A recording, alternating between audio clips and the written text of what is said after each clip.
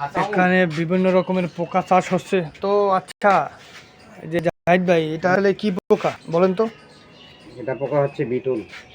এটা বিটল পোকা। এটা এটা হলো মাদার। মাদার মানে কি? মা। মা তো বুঝলাম, কিন্তু পোকার নাম কি? ওই বিটলেই মা।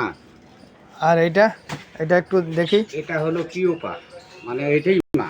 মা হবে। সবই তো মা তাহলে। না না, এটা মা হইতে আছে আর কিওপার থেকে এই যে মা, এই যে ওটা থেকে যেটা এগুলো জীবিত আছে? সব বিটল। কই নড়াচড়া তো করে না। এই যে ও, সব জীবিত। এটা এটা কি করে? ওটা মাদার, ওইটার থেকে ডিম দিবে। আচ্ছা, তারপরে স্যার এদিকে আসেন। এই যে ওখান থেকে এগুলো দেখা যাচ্ছে, এটা হলো বিটল। এগুলো এগুলো তো মানুষ ছেড়ে দিলে আধা ঘন্টা ফিনিশ করে ফেলে। হ্যাঁ, ঠিক আছে। আচ্ছা, আপনাকে এখন লার্ভা দেখাচ্ছি। লার্ভা দেখেন।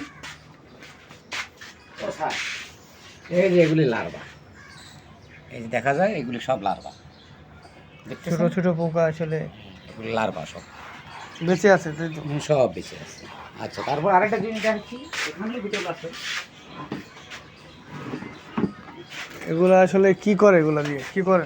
এগুলি হাঁস মুরগি মাছ এদের খাবার। এই যে খুবই পুষ্টিকর। প্রোটিন বেশি, প্রোটিন বেশি, কিন্তু গ্রোথ তো বেড়ে যায়। এগুলো যেন আমাদের নিয়ন্ত্রণে থাকে। এগুলো বাইরে গেলে কিন্তু আমাদের দেশে কিন্তু রক্ষা করা যাবে না। না না, বাইরে যাবে কেন? আরে এগুলো তো বিষাক্ত জিনিস নয়। যাই হোক,